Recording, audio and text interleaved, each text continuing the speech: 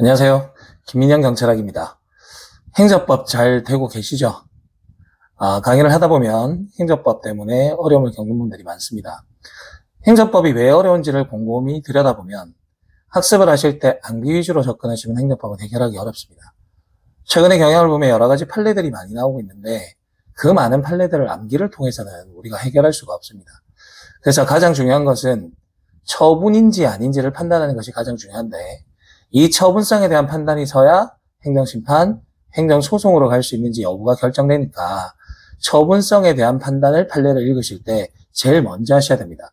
그래서 오늘은 간단하게 여러분들에게 처분인지 아닌지를 어떻게 하면 판단할 수 있는지 5가지 요건을 말씀드릴 거고요. 행정법 전체에서 암기할 것은 딱 이것뿐입니다. 이 5가지만 암기하시면 여러분들이 앞으로 접하게 된 행정법의 이론이나 판례에서 훨씬 수월하게 접근하실 수 있을 겁니다. 자, 지금부터 시작해 봅시다. 처분의 5가지 개념 요건을 살펴보도록 하겠습니다. 첫 번째 보시면 제가 제목을 행정행위란 이렇게 정해놨습니다. 엄밀히 말하면 행정행위와 처분은 조금 차이가 있는 개념이지만 우리 경찰행정법에서는 똑같은 개념이라고 생각하시고 접근하시면 됩니다. 그래서 행정행위는 처분이다 이렇게 생각하고 접근하시면 됩니다. 자, 처분의 첫 번째 개념 조건이 뭐냐면 행정청의 행위를 말하죠. 개인 간의 행위가 아니라 행정청의 행위를 처분의 첫 번째 개념 요건으로 정하고 있습니다. 행정청이란 말을 우리 경찰학에서 배우던 단어로 바꿨으면 관청이라고 바꿨을 수 있죠. 경찰의 관청은 3가지가 있는 거 잘 알고 계시죠? 경찰청장, 시도경찰청장, 경찰서장까지. 이런 관청들이 어떤 특정한 행위를 하는 것을 처분의 첫 번째 개념 요건으로 합니다. 두 번째는 구체적 사실에 대한 법 집행을 말하는 거죠. 자, 우리가 나 행정청으로부터 무슨 처분받았어. 과태료부가 처분받았어.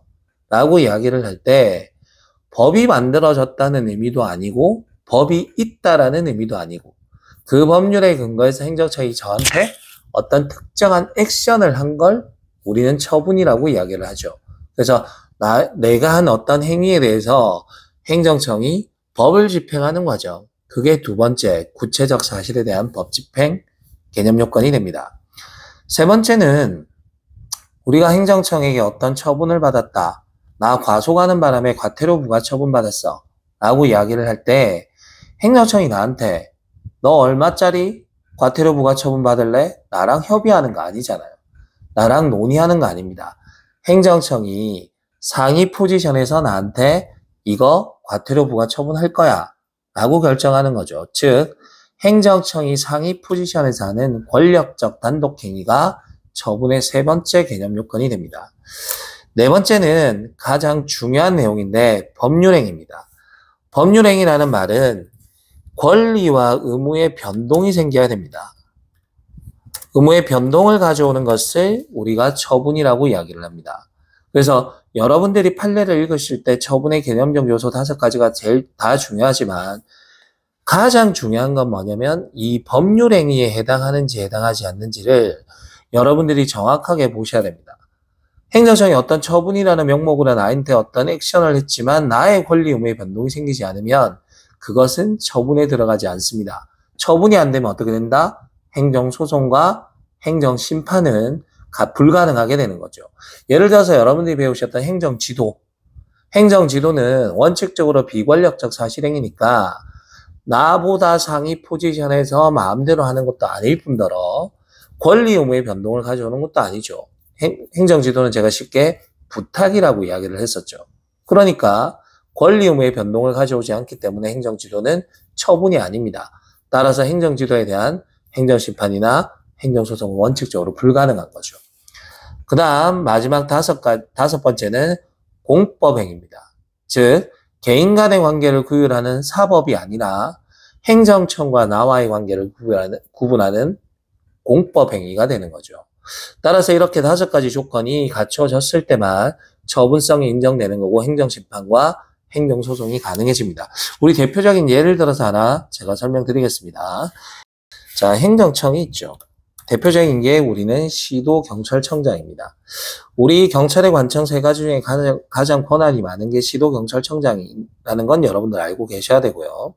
자, 행정청이 갑에게 어떤 처분을 내렸는데 우리 구체적 사실에 대한 법 집행이 처분의 두 번째 요건이었죠. 그래서 음주운전을 했다고 가정해 봅시다. 그래서 행정청이 갑에게 너 음주운전했구나 라고 어떤 처분을 내리는데 그 처분이 뭐냐면 면허 취소 처분입니다. 면허 취소 처분인데 이 면허 취소 처분이 정말 우리가 말하는 처분이 맞는지 아닌지를 하나하나 살펴봐야 됩니다. 그래야 소송이 가능한 건지 또는 갑이 이 면허 취소 처분에 불만이 있으면 심판을 청구하는 것이 가능한 건지가 확정되는 거라고요. 자, 하나하나 봅시다. 이 면허 취소 처분은 행정청, 즉 시도경찰청장이 내린 행위니까 행정청 행위가 맞다, 그죠? 두 번째, 갑이 음주운전을 했다는 특정한 사실, 구체적 사실에 대해서 법을 집행한 거니까 두 번째, 구체적 사실에 대한 법 집행이라는 요건도 갖춰지게 됩니다. 세 번째, 행정청이 갑에게 면허 취소 처분할 때 너 취소받을래 정지받을래 협의하는 거 아니죠. 상위 포지션에서 행정청이 내리는 처분이 되는 거니까 권력적 단독 행위도 맞습니다. 그 다음 면허 취소 처분을 받게 되면 갑은 더 이상 운전을 할 수 있는 권리는 박탈당하게 되고 운전을 하면 안 된다는 의무가 발생하는 거니까 권리 의무의 변동이 생기는 게 맞죠? 법률행위도 맞습니다. 그 다음 이 면허 취소 처분과 관련해서 적용되는 법률은 도로교통법이니까 개인 간의 법을 말하는 사법이 아니라 공법이 맞죠.